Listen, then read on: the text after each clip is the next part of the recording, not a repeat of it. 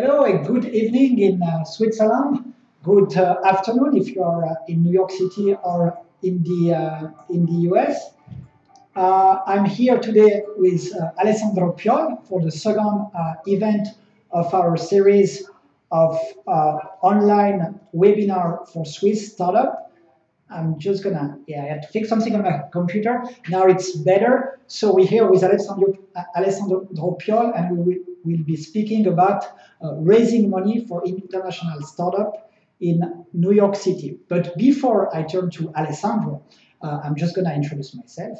My name is Pierre Dorsa, and I'm the office manager of SwissNext in New York City. So SwissNext is an initiative of the State Secretariat for Education and Research in Switzerland, and with a series of partners like the Commission for Innovation and Technology in Switzerland, we run an accelerator program for Swiss startup companies in the US. We have office space available for the Swiss startups in New York City, of course, but also in Boston and in San Francisco on the West Coast.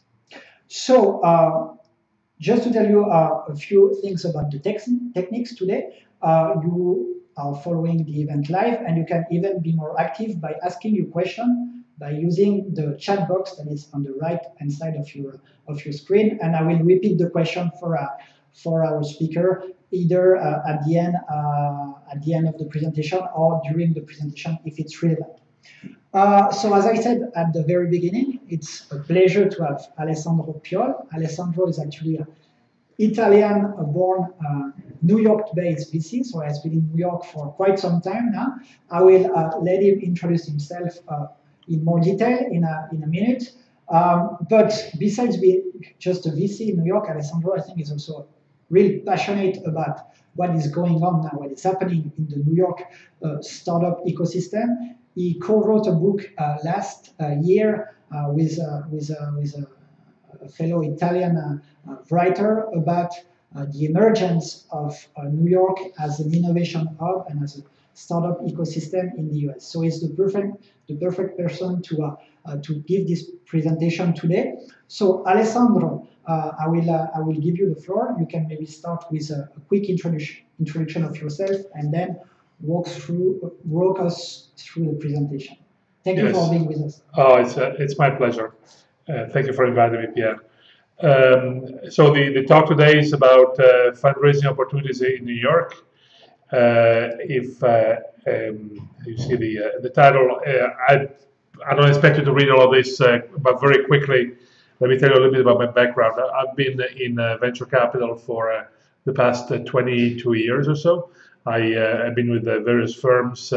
First, I ran the venture capital effort of AT&T back in the early 90s, so AT&T Ventures, and then I was with a more mainstream investor called Invesco. And then finally, a few years ago, we left to start our own firm called Vedanta Capital, and now I'm launching a new effort called Alpha Prime that's investing in early stage software companies. And my background is as an engineer in computer science, and then I moved more on the business side and became a venture capitalist eventually. As Pierre was saying, I co-wrote a book last year that's called Tech and the City, the making of New York's startup community, which talks about the history of New York, and I refer to it at the end when I give you some suggestions of maybe things to look at to get more knowledgeable, get more information about what's going on in New York City and what's going on on angel investing and early stage investing. So we'll get back to that. But let me tell you what we're going to talk about today. I thought we should spend a little bit of time talking about startup ecosystems and how these come about and what they mean, and also New York in particular, what is New York all about, and but the purpose of the conversation is really to have give you a sense of what the most promising areas for investments are and who are the investors in New York, because many of you are entrepreneurs and probably are looking to potentially get investment from New York-based investors. And so I'll try to give you, my opinions and also some suggestions about how to go by funding investors and what the best strategies might be. And hopefully in the Q&A, session at the end, you'll be able to ask me additional questions about that, and we can hopefully get you enough information to be dangerous when you come here. First of all, to talk about startup ecosystems, we use these big words like ecosystem. What does it mean? It's really a place where you have talent, you have investors, you have support services to help entrepreneurs create a company more efficiently, so faster. So you don't have to reinvent the wheel. You have a support organization that can help you. Typically, how these things are formed are from entrepreneurs themselves. So entrepreneurs come first, they develop a community, then eventually, if interesting companies are formed, then everything else follows. So investors follow, and then the service companies follows. It takes time. New York, for instance, started about 20 years ago in the early 90s. That's when New York started we started seeing companies develop new startups and new products, especially in the content business back then. This was the early 90s, if you recall, was the beginning of developing CD-ROM type of products, and so there were a lot of companies. Obviously, New York being the place where all the publishers are. There were a lot of interest in digitizing information. That's where it started, and then it evolved with the internet, and then it evolves as things improve and develop and iterate. It's really critical to take the time to develop these ecosystems, because you want entrepreneurs to be successful and then go back and give back to the community. So be successful, put more money in, and generate the next generation of startups. That's basically the process. What has happened in Silicon Valley, what has happened in Boston, what's happening in New York. And now we're in the second, third generation of entrepreneurs here in New York, and we're starting to see the effect of that. Investors have been in New York all along, but the difference is between now and then is that back in the 90s, all of the investors, at least all of the ones I knew when I was based in New York back then, we used to spend a lot of time on the plane. So yes, there were some interesting opportunities on the East Coast in New York, but mostly they were on the West Coast. And so we used to spend a lot of time going to Silicon Valley, or going up to Boston, or going to other places in the country. While today there is enough to be done here in New York that one can just work from the home office. But there is another factor that is really affecting the way that companies are being created, which is the changes in technology and the methodology by which companies are being built. So if you think about a lean startup methodology, which basically helps entrepreneurs think through how to test the product, how to test the company, and fail fast if necessary. Or if you think about the fact that today you have web services like AWS, Amazon Web Services, and similar other services that allows a company to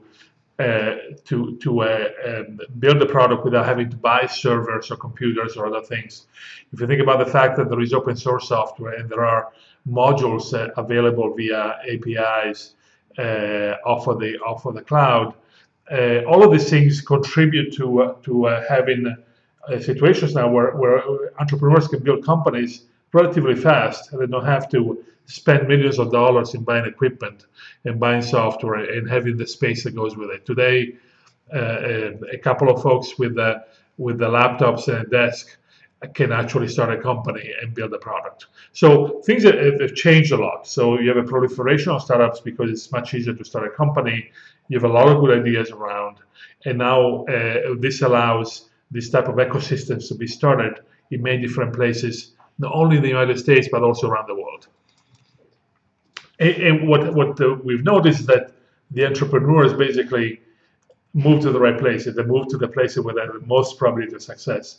And in the past, the competition, let's say in the 50s and 60s, was between Boston and Silicon Valley. If you look at the numbers, you notice that at the beginning, Boston really had the advantage. So Boston was about 3 times larger than Silicon Valley. But because Silicon Valley created a culture in an area where it was easier to build community and to get help and to build new companies, eventually Silicon Valley prevailed.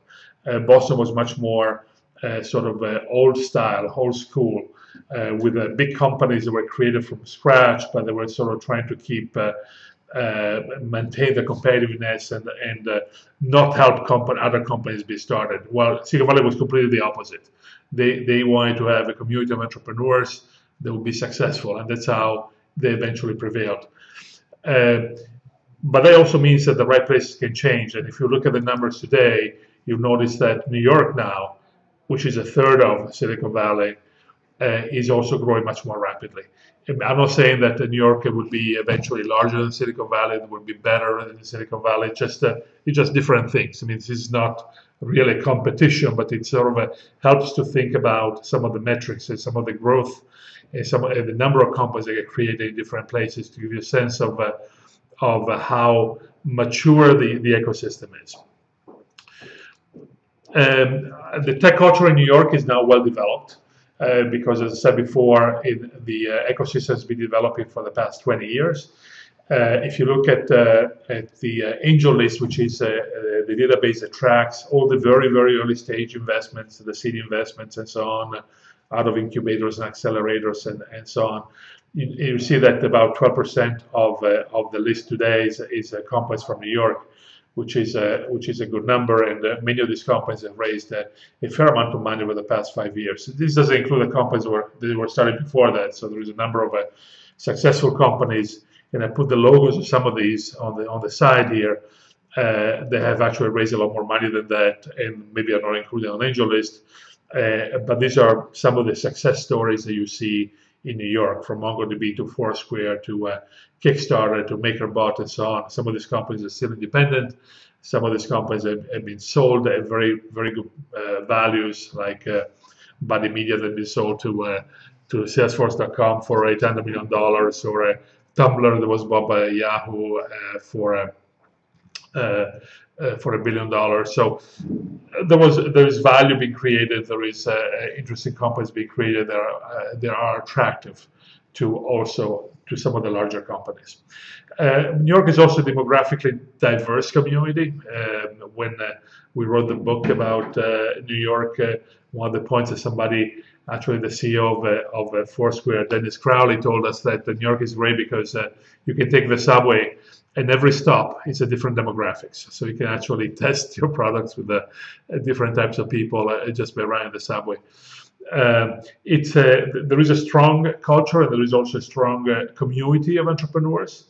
Again, somebody like Dennis Crowley spends breakfast a week to meet new entrepreneurs and try to help them out and to give advice to them. So there is a sense of collaboration that today still exists because the community is still relatively young, but that means also that people are willing to help one another be successful. There is a considerable talent pool because a lot of the universities in New York are top notch, from Columbia to NYU to now we have the new Cornell campus. But not only that, we have had the influx of some large companies. Google, for instance, bought one of the largest buildings in New York City, and today they have about 4,000 employees in there, and the number is growing. Most of them are engineers. And that's also part of the talent pool, because some of these folks who have been attracted for some of the universities, not only in New York but also maybe on the around the East Coast, end up at Google, and then eventually maybe they end up in some of the startups. So they get attracted by some of these newer companies. Every type of technology user is here, and we'll talk about it in a second. But there is a lot of technology.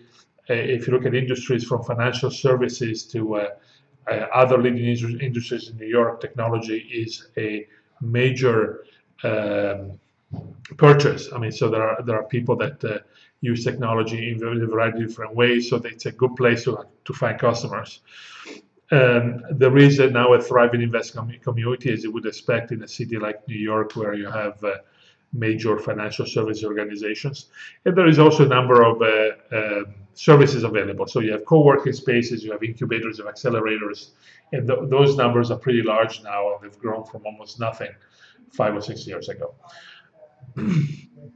So what should a startup look for in a location? I think what companies look for typically is they want to have something to base themselves on. So if you have a place where there are some strong local industries in domain expertise and you're building products for that particular industry, you want to be there. You want to connect to these people because that's how you learn what the products should look like. You want a place where there are customers and technology users. You want a place where there are talent pools. If there is a tech ecosystem available in place with investors and services, that's preferred.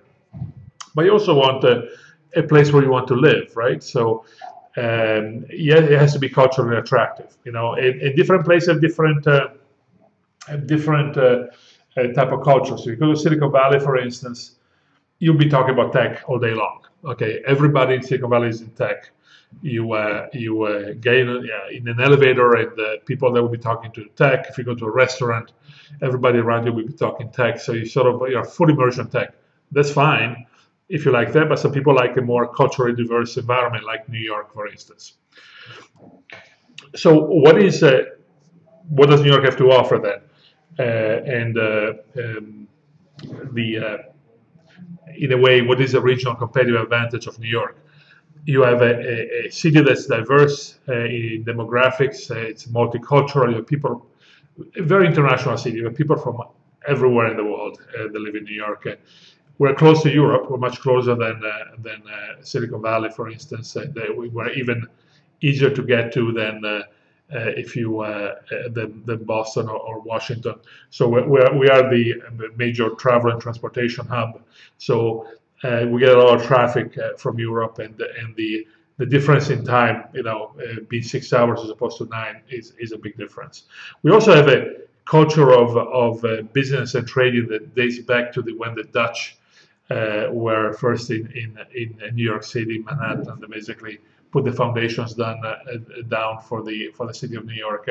It's a very resilient city. I mean, New York has been through a lot between the recent recession and floods and before that September 11. It's a city where people are used to either fall down to be used to get up and continue, and it's a very resilient place, and the people here are like that. So it's a good culture. It's a good environment to be in. But most important, what New York has to offer is really there are world-class industry leaders in New York in the finance and insurance, advertising, media, textile and fashion. Those industries. New York is the leader in the U.S., if not in the world. You also have in the New York area companies in the telecom business, pharmaceuticals, retail, consumer luxury. So you have depending on what kind of products you're building, your customers may very well be here, and that's to me the most attractive thing about New York is the fact that you can come here and start working with your customers and get feedback and be able to iterate your product and get a better product out. So what type of companies can thrive in New York? Basically, I think that the companies that can do well in New York are companies, as we said before, that can leverage what New York has to offer. So the culture, the leading industry, the domain expertise, the talent, those are all things that New York has to offer. And so if you have a company that can take advantage of that, New York may very well be a good place for you. There also are companies that can leverage the technology infrastructure that is now in place, which is what we talked about before, because if you look back 15 years ago, many of the technology companies were still dependent on having a certain type of infrastructure, hardware, software, and other things that today are not necessary anymore because of all the services that are available to you. So if you're in a business that's sort of light in terms of infrastructure needs, New York is certainly very well a good place to be. If you're developing semiconductors, you need to be close to your fab plants. Then maybe New York is not the best place. Maybe Silicon Valley is, or maybe Asia is. But if you're developing products that are mostly software based, New York is a very good place to be because also the other reasons why New York is great. Up to now, what we've seen is that New York has been really good to companies that were focusing on some of these vertical industries that we talked about. So if a fintech company will be do great in New York because financial services in New York, a fashion tech company would do well here for the same reason. A company in the media space would do well here because all the publishers, all the media guys are here. But that's changing too, and we're starting to see that even more sophisticated technology companies, where technology itself is more important, are starting to be created here. So we're seeing a very good example with MongoDB, which is one of the leading database systems to manage information and data in today's world. So unstructured data and so on. But we're also seeing a number of companies that are in the security business, in the business intelligence, databases, Internet of Things, vertical applications, big data applications. In big data, there is a lot of work being done in New York, and again, the big data customers are in New York. Columbia has a specialized institute that was started 2 years ago around big data, the Institute for Data Sciences. NYU is a similar thing. Cornell, most of the work they do is in conjunction with companies around the big data space. So, so the landscape is shifting a little bit. There is more. You don't have to be just a consumer app company to do well in New York. It can also be a technology company to do well in New York and find the talent that's necessary to build that. Alessandro, let me just interrupt you for 1 minute since we are on this side. We just had a question from one of the auditor. What do you mean by Internet of Things? Do you want to quickly comment on that? Absolutely. Internet of Things is one of the sort of big trends you see today around the many startups are working on. It has to do with the fact that devices, just like software devices, they can be built very inexpensively. So you have 3D printers to build the casings. You can buy off-the-shelf boards like the Arduino boards, or there are some other products that basically contain the basic engine, the basic heart of a hardware product. They're sort of off the shelf. You can add sensors to these things. So you can build products pretty easily. There are companies, one company in New York called Canary, that's doing a product that's in the area of security for homes. So it's a little box full of sensors with cameras and microphones and speakers and so on, so you can keep track of what's happening in your home. But the key thing is that Internet of Things relates to these new networks of sensing devices. It could be your phone. Your phone is a sensing device, for instance. And the fact that you have a ubiquitous network of sensing devices that collect data and then send them back into the cloud to a central point, where then the data is parsed and you can make sense of it. Okay, so we're starting to see a number of things that are ubiquitous, distributed. They can be all over the place. It can be indoor, it can be outdoor. I remember seeing a company actually in Switzerland a couple of years ago that was tracking forest fires by putting sensors in the woods to see whether something was happening, so that there could be a better reaction, or also tracking dams and other locations for potential problems. That's all. People are calling the whole thing sort of Internet of Things, but basically it's the idea of having ubiquitous sensors, collecting data, and doing something with the data. Thank you for the answer. Before we go back to the topic and we go through the different categories of investor in New York, another quick answer. Someone asked if they could get a copy of the presentation. Of course, this is recorded. We're gonna send you the link of the YouTube video so you could go through the presentation. So you don't need to focus on taking note. You can, again, if you join us now, ask your question by using the chat box. And I think that there are some questions asked and even people answering the question on the chat box. So that's good. That's you're pretty active. So now go back to Alessandro if you want to move to the different categories of investor in New York. Thank you. Sure. So to wrap up this section, this was in fact good timing to ask questions because this was the last slide of this section. But bottom line, New York offers the talent, customers, diversity, community, and whatever is necessary to build great companies. And we think it's a place to be for future entrepreneurs. But I'm biased, so take it with a grain of salt. Now, what are the sources of capital you can have in New York? Basically, in New York, you can find the same source of capital that you can find in other areas too. It's not very different. Maybe the flavor of some of these sources is a little bit different compared to maybe an investor in Silicon Valley, but all the types of investors you would expect to find are here. So there is a number of individual investors that invest. Oftentimes, these are investors that have been they are maybe retired or semi-retired or maybe past investors. There is one fellow I work with often that's a former venture capitalist decided to go off on his own and just make individual investments. There are people that are entrepreneurs that want to make individual investments. People that make money other ways and want to get more involved with young companies. So you have a number of individuals that are there making investments. Sometimes people belong to angel groups. So angel groups are groups of these individuals that want to act in concert, so that they can look at companies together. They can bring different expertise among one another, so they can help each other identify companies and also evaluate companies. So these angel groups are very popular around the country, but also very popular in New York.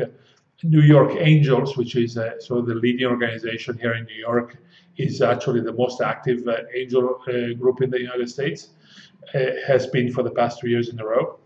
But there are other groups also, like Golden Seeds, which caters to women entrepreneurs. There are some groups related to schools like Georgetown Angels, HBS Angels, and a few others. There is people like Thai Angels, which I'm involved with also, that has the sort of a part of a large organization, a nationwide organization that fosters entrepreneurships and helps entrepreneurs who have different chapters in different cities, and we have everybody's an angel organization. So there is a number of these organizations that you can easily get introduced to. They can go present to. There's a process in place where they screen candidates and then they pick the best ones to go and present in front of the angels. To give a sense, New York Angels has probably about 110, 120 members. So it's a good size. And also, many of these angels have expertise in certain areas. So for instance, there are people that are experts in advertising, people that are experts in fashion or textiles, or people that come from the financial services industry. So all of these guys are people that have made some money doing something else, but they bring with them some type of expertise that can be useful to you. I think the key for you when you talk to angel groups and to individuals is really to pick the ones that can really help you. This is a groups of people that want to help, and they will invest also in companies that they think they can help. Otherwise, it doesn't make a lot of sense to them. So typically, most of them are not completely passive investors. At least the good ones try to really actively help you. Hopefully, they can. But they're trying to have an impact, and they'll tell you which areas they can help. They're good for help or not. There's also a collaboration among these groups. It's not as competitive an environment. So the New York Angels does not compete with Golden Seeds, but rather what they do is really collaborate. So sometimes New York Angels leads the deal, and then all these other groups come in also and look at the company and see if they want to participate. So it's very cooperative in terms of if you get endorsed by one of them, then the other ones pay attention too. So it's actually a good way to do this. You go one of these groups, get them to endorse you, and then let them introduce you to other folks. Then you also have venture capital, right? So both classic venture capital, and now there is also a number of corporate venture capitalists that are interesting. But in terms of venture capital funds, there is these folks in early stage companies may invest between a few $100,000 and $5 million, sometimes more, depending on the stage of your financing. But basically, there are some very good venture capitalists in New York. A group like Union Square Ventures is one of the best groups in the country today. Some of their funds have done phenomenally well. Union Square, just to give you a sense, was an early investor in Twitter, in Zynga, in Tumblr, in Etsy, and a number of other companies. So their first fund, which was started about 10 years ago, is up there among the best ever funds in the venture capital industry. So very, very qualified, well-respected investors everywhere. They sought after investors. So people come from all over the nation to try to talk to them and see if they can invest, and they're very selective too. So probably not the first place I would go to, but certainly it would be great if you have a company that's of interest to them. But you have other companies. Lyra Ventures, a group that does very early stage, like seed financing. First Round does also early stage investments. RRE Ventures does a little bit later stage investments. And there is a number of others I'm not mentioning. Alpha Prime is actually my fund. I figure I put my name in too, but we also do early stage investments in software companies. And so there is a number of choices here, and lots of venture investors. And interestingly, there's also some funds that have put people here. Funds that are normally they are from the West Coast or from Boston have actually opened offices in New York because it's becoming so important as a place to invest. You also have a corporate venture capitalists, and maybe corporate VCs are not as much here as other groups, but they do make investments in New York-based startups, for instance. And depending on what the corporation does or what kind of corporation it is, they might also be more amenable to investing in foreign companies, and we'll get to that in a second. But one of the challenges for you coming from abroad is really that being an international company, being a foreign company, adds an extra hurdle, which people need to overcome. But corporates are less sensitive to that because, for instance, I know a lot of corporate investors, and some of them, for instance, are German companies, some of them are European companies, some of them are Asian companies. So what they're looking for is really the companies with the best technologies, and they really don't care where these companies are. But for the venture investors, it's a little bit more difficult, and we'll get to that in a second. But I just wanted to give you an overview now, continue the overview of the type of investors that exist. So corporate VCs are interesting. It's with corporations, it's a double-edged sword because what you don't want to do is you don't want to do get an investment that strings attached. So you want to have a neutral investment where the company can help you and can potentially be a customer, but you don't want it to close doors for you. Okay, so that's always a balancing act that one needs to understand and needs to think about when getting money from a corporation. But otherwise, corporate investors are great, and there is a lot of corporate money being put to work now by corporations because they feel that they need to innovate, they need to find new opportunities, and they need to find new technologies. Google has a very active venture group. Intel, Salesforce.com, you name it, a number of other companies are in the corporate venture game, if you will. There is also another avenue that is actually being pursued by many foreign companies, is the one of coming to the US and becoming part of an accelerator. So these accelerator programs are programs where you're offered space, you're offered mentorship, you're offered you become part of a class of companies. So they divide yourselves in batch. I mean, one of the good accelerators in New York is ERA, for instance. They do batches of 10 companies. They're doing their sixth one now, the sixth batch, but they select 10 companies, and then they start this 3 months or 4 months long class, if you will, right, where the entrepreneurs have a chance to develop the business plan, or usually it's companies that already have something, they already started, but they get to really perfection the business plan, talk to customers, get mentorship, also get exposed to the investor community.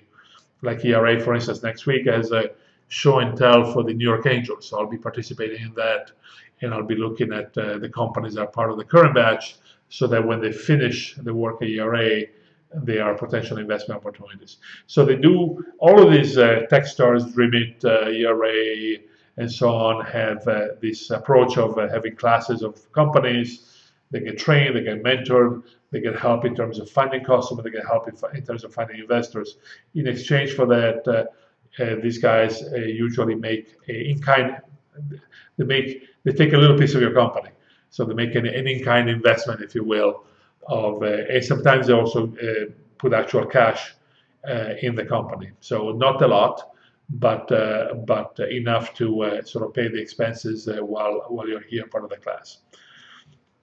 Finally, this is sort of I put it just for the sake of completeness, but for most people, at the early stage is not feasible to go to banks to get loans and so on. The bank that's most active with startups is Silicon Valley Bank. They are nationwide. They have a big office in New York. But most of the work they do is really provide credit lines and provide financing that's really secured by assets. So if you're really a young startup, you're probably not a good fit for them. But as you grow up and as you need to get some additional money in the form of loans or secure loans or lines of credit, that's a great place to go. And these people understand technology companies very well. And when you go talk to banks, you want to go to people that understand what you do. Otherwise, you'll have to face all these hurdles and answer all these questions that really shouldn't have to. So write down a number of options for getting money, getting financing. Now, how do you go by attacking some of these options? How do you go by getting introduced to some of these people? Well, getting in front of investors is not very different than in other places in the country or in the world. Basically, you should always get introduced. I mean, sending an email with a presentation to somebody that you don't know usually doesn't get very far. Okay, you're lucky if you get a response. So getting introduction by someone that knows you well and that knows the investor, that's the best way to get in front of somebody. Going through the accelerator program is a good way too, because part of what they do is actually introduce you to a number of investors. New York has something called the Economic Development Corporation. I believe that somebody from the EDC did a previous webinar on New York as part of this series. What they do is actually have people that can help foreign companies move to New York. So they can help you with logistics, explain to you, how to go by doing things, and so on. And they can also help sometimes with introductions to investors. One thing to keep in mind is that foreign companies have additional hurdles. Okay, so hurdles could be language, could be the fact that you're not here, so the location. If you're trying to raise money for a company based in Switzerland, based in Europe, based anywhere else in the United States, you have to deal with foreign laws that people are not familiar with. If you're based abroad, people have to follow their investments, so it's harder to do that unless you find the unusual chap that has to be that does other business in Switzerland, is there every couple of months. It's difficult for somebody to follow an early stage company abroad if you don't have a presence. So you have to keep that in mind because that's a major hurdle. As you might expect, and this is true everywhere, people like to invest in things that are local, that you can touch, that you can meet with frequently, that you can give advice to, and the fact that one is based abroad is a hurdle, and you need to overcome that. Sometimes, depending on what country you come from, I'm being Italian. I see a lot of Italian companies. I always tell them, look, unless you speak English fluently, don't come and try to raise money here because it's a problem. Okay, people need to communicate with you, need to understand you, need to speak English. Okay, most people do, but some people don't and need to understand that. Okay, so the best chance of success when you come from abroad, when you talk to investors here, is if you have two things. One is, so if you can be really attractive as an investment, if you can get over these hurdles and be attractive. And the two things that are attractive, I think, are well, the one thing is really having some competitive advantage, but it really translates to two things in particular. One is if you have a huge customer traction. So if you're a company that, let's say, is selling as a consumer type of service and you have millions of users, then you become interesting. You become interesting to anyone, in fact. And so that's one avenue. The other one is you may not be that type of company, but you may have some really unique technology. We know that there are some really good technologies in Europe, in France, in Germany, in Switzerland, in England, in Italy. There are good technologies, good engineers, great schools. So if you have something that's really unique technology-wise, that's something that translates. People want to. It's like the language of tech. It's like the language of love, right? I mean, that's universally understood. The language of tech, it's universally understood. So if you can really show that you have something that's really unique and competitive, then it becomes interesting. So those are the things that come across really well: numbers and technology. Few investors have international mandates, so you may find the people that have a specific mandate to invest internationally, invest in Europe, or invest in other parts of the world, but there are not that many of them. Most of them are people that like to invest locally. Now, that's changing, and as the markets are becoming more global, the venture investors are becoming more global, it may change, and we know that groups like USV, for instance, have invested in Europe and have several investments in Europe. But usually it's a little later stage companies. It's not very early stage companies because, as I was saying before, it's very hard to track an early stage company if you're not close by. Maybe a quick question, sorry, yeah. Alessandro, at this stage, you mentioned all those hurdles. One of them is obviously the visa.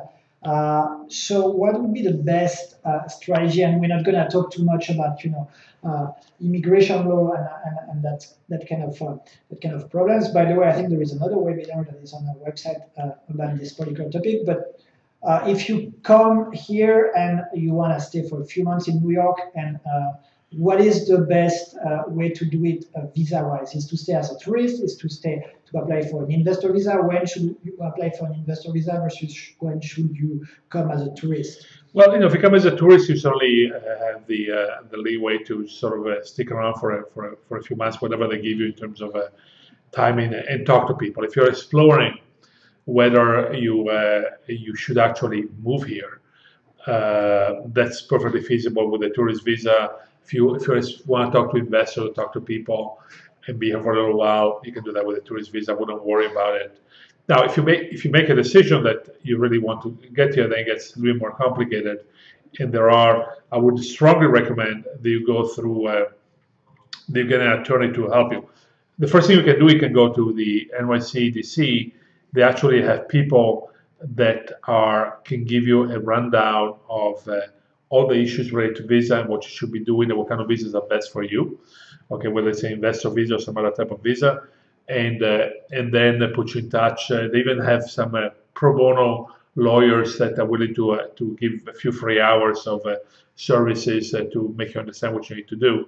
But I would strongly recommend that you get an attorney to help you, because the path of getting this type of visa is very tricky, and you want to have people that know all the tricks on how to do that, and the attorneys that focus on immigration and know that.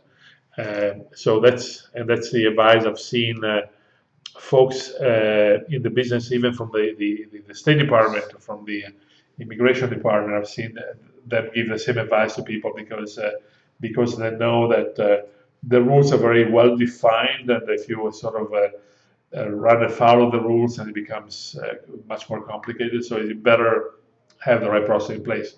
But again, to learn about this and to find out about this, a tourist visa is more than sufficient, and then you can decide what you want to do. Thank you. So when you get in front of an investor, obviously I'm not giving you a lot of pointers here in terms of a presentation because we could talk about it for hours. But one of the points that will be asked of you if you're a foreign company is what is your location strategy? What are you planning to be? Are you planning to move to the US? As I was saying before, this is not a requirement, but for very early stage companies, it's very difficult for people to invest abroad unless they have some other reasons to be in that particular spot. If you are further along, if you're a little bit bigger company, then it's more feasible. By the way, there's nothing wrong. Actually, very nice model is what the Israelis have been doing for a long time, which is keep your development at home, your development team at home, because you probably get more skills at lower cost in Europe than finding a lot of technical help here where it exists, but it may end up being more expensive, and there's more competition for technical skills. So if you have a good team of developers in Switzerland, let's say, live it there and work with them and move the management of the company in the US, where you have your customers, where you have your where you want to build your business. So you get those type of questions, so you should have figured them out before you go talk to investor, because that's the first question that will come up. In terms of the rest of the presentation, we could maybe it's a subject of another webinar, but it really short and to the point, talk about management, why you're building a company, the company you're building, what problem you're trying to solve, and why are you qualified to solve that problem, the product, the market opportunity, how big is the market, and show how you can execute on that. Those are really the key points that people will be looking for. And the other suggestion we'll give is that after you give the presentation, you get to talk to people. Following up is critical, because investors like me and others, we get many requests every day from people to look at information and so on. So we need to so two things can happen. Either the best thing you can get is when you get a quick answer in terms of whether it's a no or whether it's maybe you have to do more work. Okay, because sometimes you fall off the after you left the office, people forget about you, and then you never get an answer. You need to stay in front of these people to try to get to a conclusion of the conversation.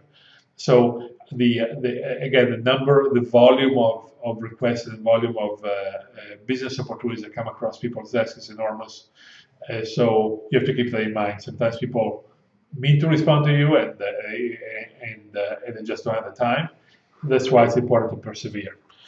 So I will close with a few suggestions. I told you about the book I co-author. The book I co-author is Tech in the City. I don't mean to do self-promotion here, but the big rewarding thing for me is when I meet people. Now it happens almost every day. I meet somebody that has read the book, and they tell me, "Oh, I moved to New York 3 months ago, and this book helped me tremendously figuring out what's going on." And that was really the spirit with which we wrote the book, was to provide not only the history of how the ecosystem is developed in New York, not only some of the current issues and people that are involved and the sort of the areas where startups are, but also be a guide to the startup company or the entrepreneur that moves to New York and wants to get integrated in the community. In fact, there is a guide at the end of the book, which you can also find at this link, techandthecity.com/guide on the web, where we have a blog that goes through. If you go to the link, it has all the links to all these other sites. So it gives you a sense of how to get more knowledgeable about New York and what kind of things to do, or what kind of investors to go to, and stuff like that. So that would be, I encourage you to do that. Another good book is the second one here, What Every Angel Investor Wants You to Know, which is written by Brian Cohen. Brian Cohen is the head of the New York Angels. And this is actually a great book to read if you're trying to figure out, go talk to angels, what are they going to ask for, what kind of things you should keep in mind. It's a great read, easy read.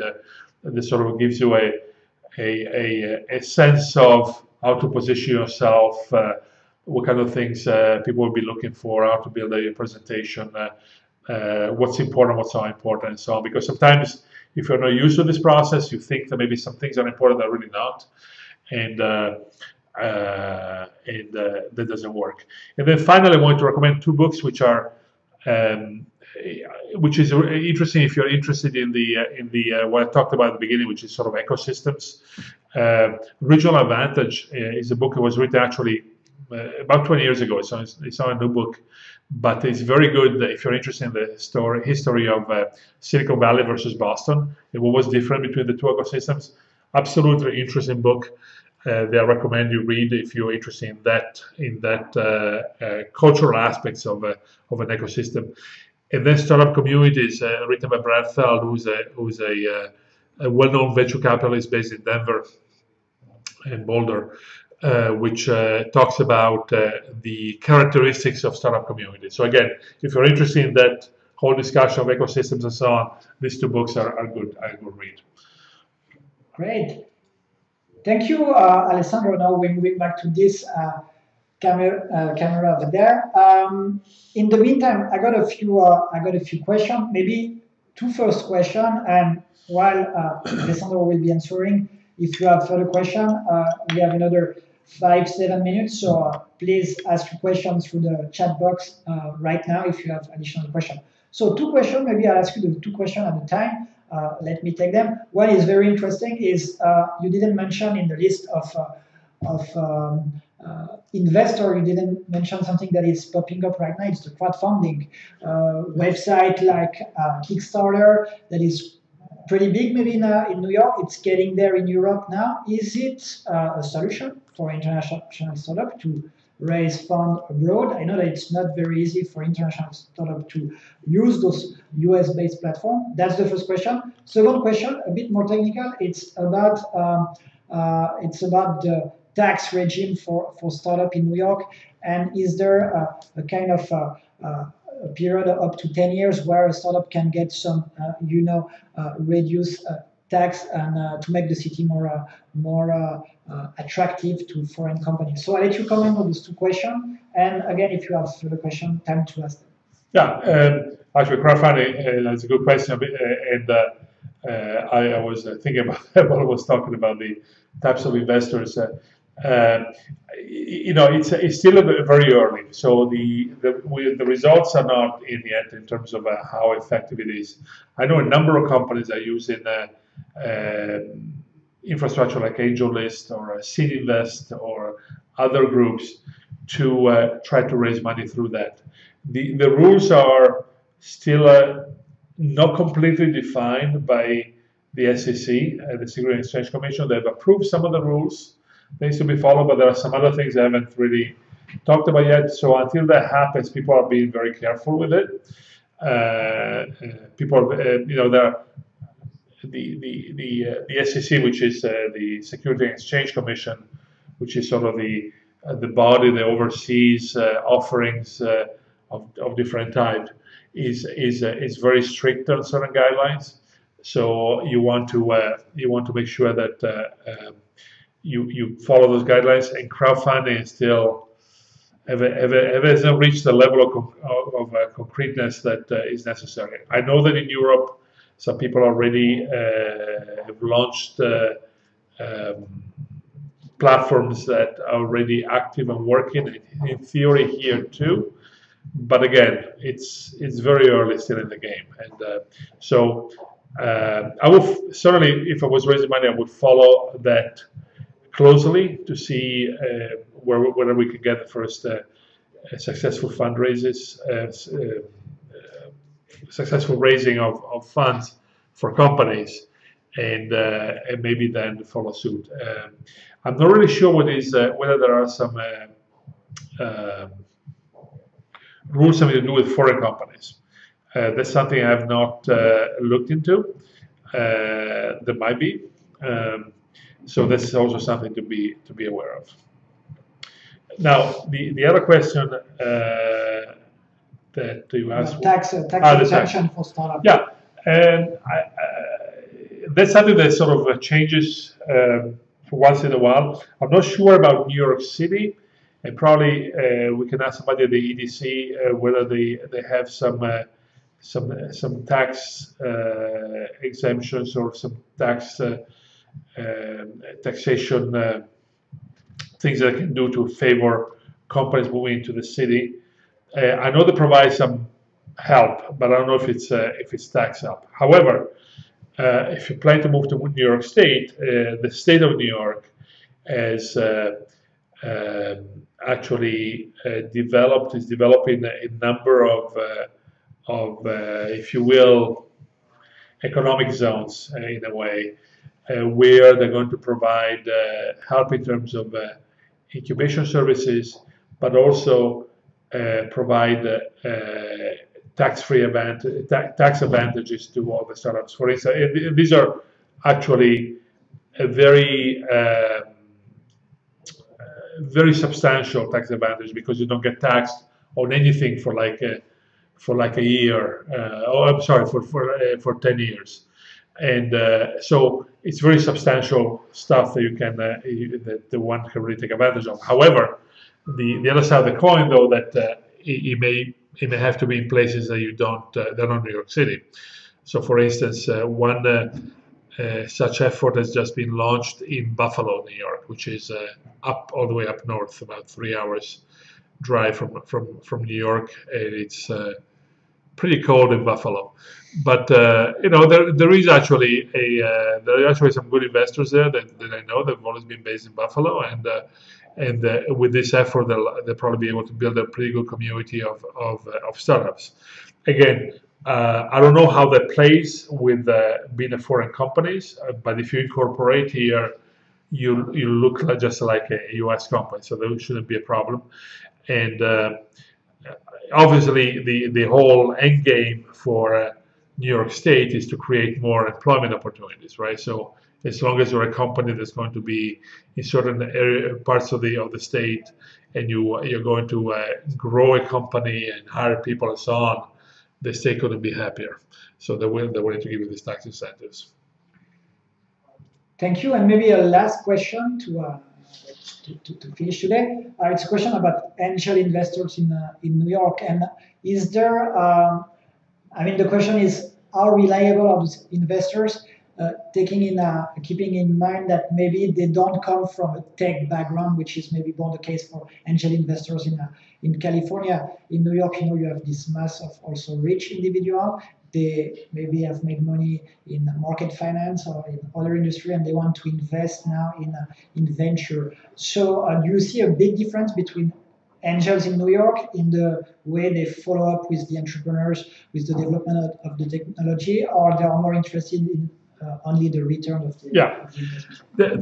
There is no question that angel investors especially are sort of a fruit of the environment, okay?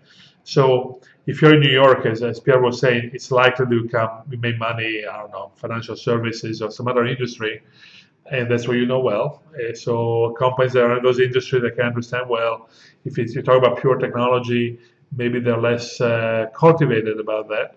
While in Silicon Valley, because everything is around technology, de facto, if you're an angel investor there, you are 99% of the times you'll be coming out of technology, and so technology understanding is much higher in Silicon Valley than here. I mean, that's a fact, right? At least today. But it's not all like that here. I mean, there are also people that are knowledgeable about technology, and they know a lot about it, and they have there's some people that build companies around technology. I mean, think about some of the angels in New York Angels. I mean, there's a couple of guys that come out of DoubleClick, for instance, which is the ad tech company in the 90s that was eventually bought by Google. And there are people that have been users of technology, or they work for large companies, but on the technology side. So it's not complete ignorance, but it is true that in many cases people are more focused on the application end of things than the technology end of things. So it's a mixed bag, but you can find the people that know technology well too. So it may take a little bit more time find those types of people. Excellent. Thank you for all those for the presentation and for all the comments. I think we are getting to the end of this webinar.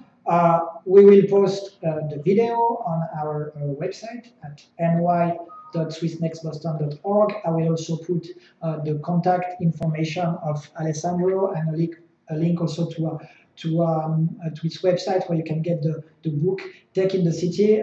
Just to let you know, we bought some of those books and we give them to the startup that comes in our program in New York. And I think it's a great way to get a quick overview and a comprehensive overview of the New York tech scene. So next webinar will be run by our colleague in San Francisco in a few weeks. You will get all the information by email. That's going to be the same kind of webinar, but focused on Silicon Valley. We will have more webinars about New York in the coming months, so stay tuned to our website. Thanks you for joining us today. Thank you, Alessandro. That was great to have you as a friend and neighbor of Switzerland back in Europe that made it all the way to New York City. So thank you very much for joining, and we'll send you further information about. Thank you, and good luck, and we'll see you in New York soon. Thank you.